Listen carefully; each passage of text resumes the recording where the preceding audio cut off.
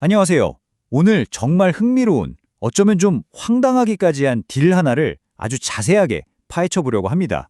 월스트리트가 지금 이 얘기로 떠들썩한데요. 전혀 상관없어 보이는 전기차 회사랑 바이오 회사가 손을 잡고 갑자기 암호화폐 사업에 뛰어들었습니다. 대체 이게 어떻게 된 일일까요? 자, 화면에 보이는 이 숫자 플러스 160%.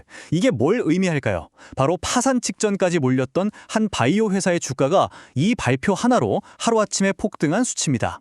퀄리젠이라는 회사인데요. 이 소식이 알려지자마자 시간 외 거래에서 110%가 뛰더니 다음 날 장중에는 무려 160% 넘게 취소샀어요. 투자자들이 완전히 열광한 거죠. 아니, 도대체 전기차 만드는 회사랑 항암제 개발하던 회사가 왜 갑자기 암호화폐로 사업 방향을 틀었을까요? 이 미스터리의 중심에는 아주 다른 길을 걸어온 두 회사가 있습니다. 바로 테슬라의 대항마를 꿈꿨던 패러데이 퓨처, 그리고 신약 개발에 매달렸던 퀄리젠 테라퓨틱스입니다. 지금부터 이 둘의 만남, 그 속사정을 본격적으로 들여다보겠습니다. 사실 이 거래는요, 장밋빛 미래를 그리면서 시작된 게 절대 아닙니다. 정말 말 그대로 벼랑 끝에 몰린 두 회사가 살아남기 위해 던진 마지막 승부수였어요. 패러데이 퓨처와 컬리젠, 두 회사 모두에게 닥친 절체절명의 위기에서 나온 어쩔 수 없는 선택이었던 거죠. 자, 두 회사 상황을 한번 뜯어볼까요? 패러데이 퓨처는 AI 기반의 초호화 전기차를 만들겠다며 야심차게 출발했지만 계속되는 생산 지연에 돈은 다 떨어져 가고 있었고요. 퀄리젠은 암 치료제를 개발하던 바이오 회사인데 결정적인 임상시험에 실패하면서 자금줄이 완전히 막혀버렸습니다. 두 회사 모두 주가는 1달러 밑으로 곤두박질 치면서 상장 폐지 얘기까지 나왔으니까 상황이 얼마나 심각했는지 아시겠죠? 공통점은 딱 하나, 시간도 돈도 모두 바닥나고 있었다는 겁니다. 그래서 이 절박한 두 회사가 손을 잡은 방식이 바로 파이프라는 건데요. 이게 좀 용어가 어렵죠? Private Investment in Public Equity의 약자인데 간단히 말해서 소수의 특정 투자자들한테만 비공개로 주식을 팔아서 급하게 돈을 끌어모으는 방식이라고 보시면 됩니다.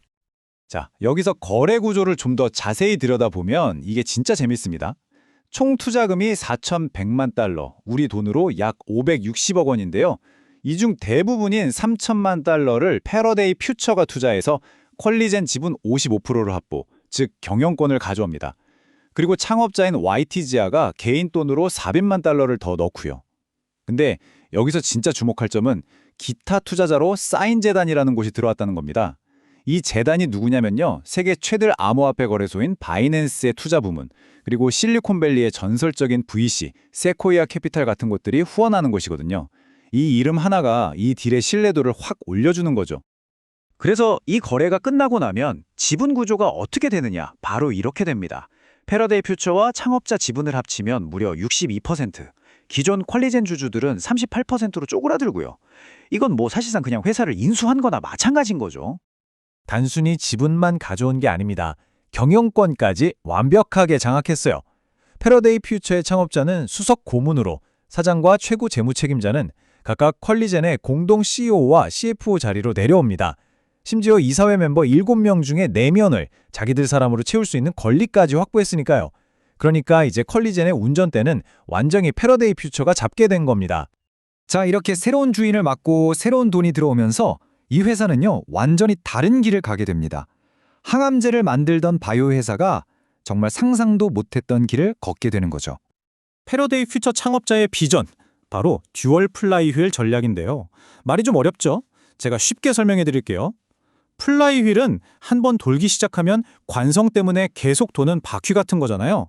그러니까 기존의 전기차 사업이라는 바퀴 하나랑 이번에 새로 시작하는 암호화폐 사업이라는 바퀴, 이 두 개를 동시에 아주 힘차게 돌리겠다는 겁니다.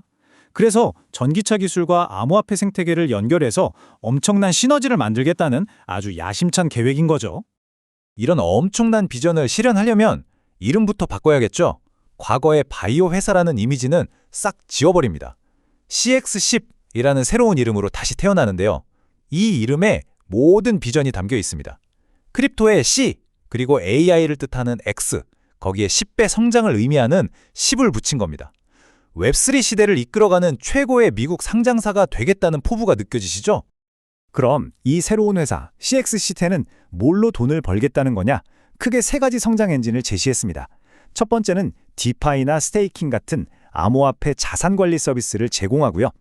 두 번째는 NFT나 DAO, 즉 탈중앙화 자율 조직을 통해서 웹3 생태계를 직접 구축하겠다는 겁니다. 마지막으로 원래 자기들이 잘하던 거 있죠? 패러데이 퓨처의 AI 기술을 스마트 컨트랙트 같은 데 접목해서 기술적인 차별점을 만들겠다는 계획입니다. 물론 회사를 넘겨주게 된 기존 컬리젠 CEO 입장에서는 좀 씁쓸할 수도 있겠죠. 하지만 공식적으로는 이걸 실패가 아니라 미래를 위한 위대한 변혁이라고 포장합니다. 우리 이사회도 만장일치로 찬성했다. 이건 회사를 위한 최선의 선택이었다. 이렇게 공식적으로 발표한 거죠. 자, 이제 가장 중요한 질문이 남았습니다. 여러분 생각은 어떠세요? 과연 이 결정, 기가 막힌 신의 한 수일까요? 아니면 그냥 무모하게 짝이 없는 도박일까요? 대박 아니면 쪽박, 한번 따져보겠습니다. 당연히 리스크가 어마어마합니다. 하나씩 짚어볼까요? 첫째, 아직 주주총회도 남았고 미국 증권거래위원회 SEC 심사도 통과해야 해서 거래 자체가 엎어질 수도 있어요. 둘째, 사업의 기반이 될 암호화폐 시장. 이건 뭐 신도 예측 못한다는 변동성의 영역이잖아요. 셋째, 무엇보다 패러데이 퓨처가 그동안 전기차 만든다고 해놓고 약속을 계속 못 지켰는데 과연 완전히 새로운 분야에서 계획대로 해낼 수 있을까 하는 근본적인 의구심이 있고요. 마지막으로 기존 퀄리젠 주주들 입장에서는 나는 항암제 만드는 회사에 투자했는데 왜 갑자기 내 돈이 암호화폐에 투자되는 거냐, 이런 황당한 상황에 놓이게 되는 거죠. 하지만 이 모든 리스크를 감수할 만큼 잠재적인 보상이 크다는 게 또 문제죠. 만약 이게 정말 성공한다면 미국 증시에 상장된 최고의 웹3 회사가 될 수도 있는 거고요. 아까 말씀드린 SIN 재단 같은 든든한 투자자도 있고요. 일부 월가 분석가들은 투기성이 짙긴 하지만 목표 주가를 $15까지 부르면서 시장의 기대감을 키우고 있습니다. 특히 패러데이 퓨처 입장에서는 이 암호화폐 사업으로 돈을 벌어서 자기들 주식을 더 발행하지 않고도 전기차 개발 자금을 댈 수 있으니 그야말로 꿈 같은 시나리오가 펼쳐지는 겁니다.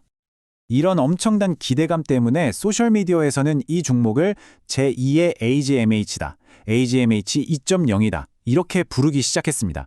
AGMH가 뭐냐면요, 과거의 개인 투자자들 사이에서 정말 전설적인 급등을 보여줬던 그런 밈 주식이거든요. 이번 딜 역시 그런 대박 신화를 다시 쓸 수 있다는 기대와 동시에 그만큼 위험하다는 우려를 낳고 있는 거죠. 결국 이 모든 건 정말 두 회사의 목숨을 건 거대한 도박이라고 할 수 있습니다. 투자자들은 지금 이게 전설적인 재기의 시작이 될지 아니면 무모한 시도로 끝날 비극의 서막이 될지 숨죽여 지켜보고 있습니다. 과연 이 대담한 베팅은 제2의 AGMH 전설을 만들어낼 수 있을까요? 오늘 이야기가 도움이 되셨다면 구독 부탁드립니다.